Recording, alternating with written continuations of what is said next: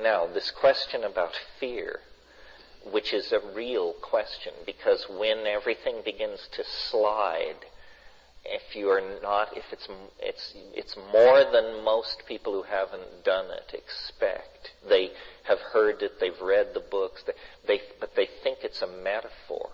They don't understand it's really going to happen, and it's really going to happen to you. And there's a tendency to clutch or to try and resist it.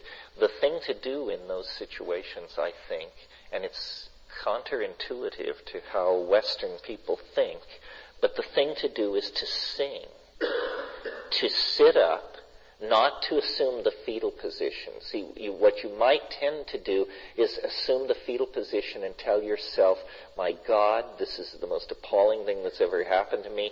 If I can just live through it, it'll be all right. I've taken this drug. If I can just wait through. How long did they say it will be? 7 hours. I see it started 2 minutes ago. If I can just... No, the thing to do is to sit up and to sing. And why? Well, being practical people, to oxygenate your brain, to move this thing that's happened to you, though it may have one claw in heaven, its roots are in your neurophysiology and in the chemistry of the drug. You want to move your physiology around. So oxygenating your brain can't fail to do this.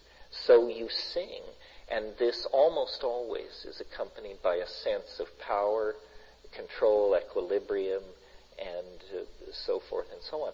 Not always.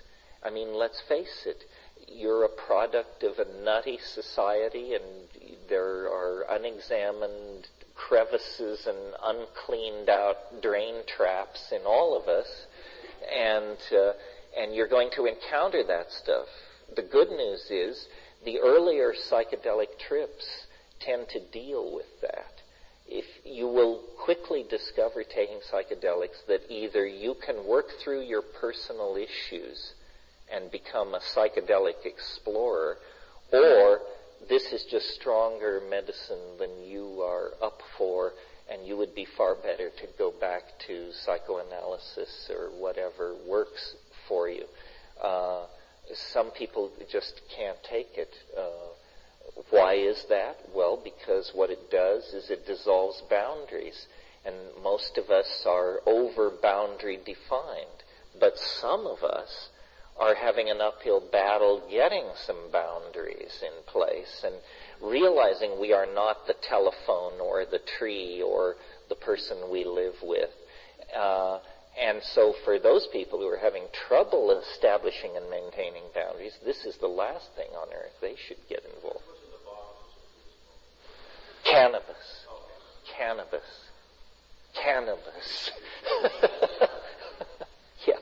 When you're in the state that you're experiencing the total loss of ego or boundary, is it possible that your physical self could just literally stop? Because I have... Well, people often, yes, wondered. Often people wonder. You get into a place where it's so unfamiliar that the question comes up, have I done it this time? You know, am I dying or am I in danger? The answer is the odds are incredibly against you being seriously in danger.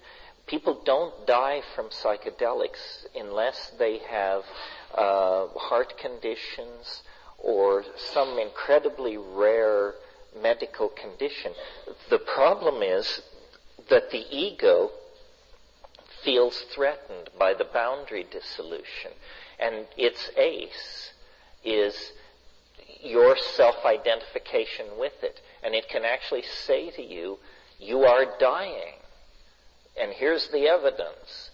And you have to say, no, it's unlikely. and sing your way through it. But this is really tough. I mean, this is, the Buddhists talk about slaying the ego. This is slaying the ego for real. You must slay it, otherwise it will spread panic into your whole psychological system, will give way to panic and hysteria.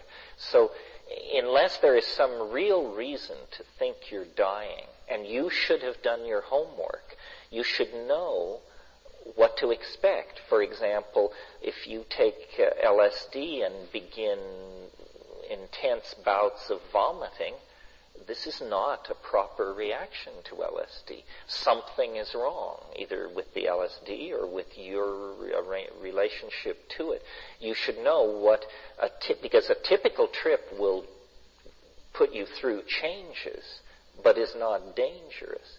But if you suddenly begin exhibiting some symptom, heart fibrillation or something like that, then you want to have, this is why then there's always the issue of the buddy system. Should there be somebody else there, and what about all that? My position is, if you're anxious, then you should have a sitter. If you're going to do it alone, you should certainly tell someone so that they will check on you after a while. I don't like doing it in groups or with sitters because inevitably I get spun into them.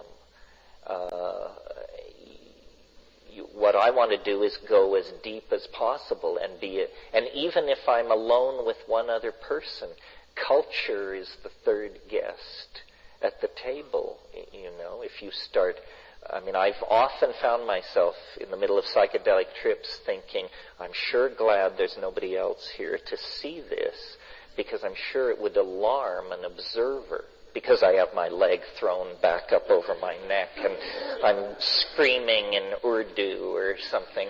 But it's okay. After a few minutes, it's okay. But if there were an observer, they would feel the need to do something, And often, like I've seen people smoking DMT, and people moan, and they say, no, no, no, and they moan. And so then, you get them back together and constituted, and you say, how was it? And they say, it was fantastic. So you realize, how they present is not reliable.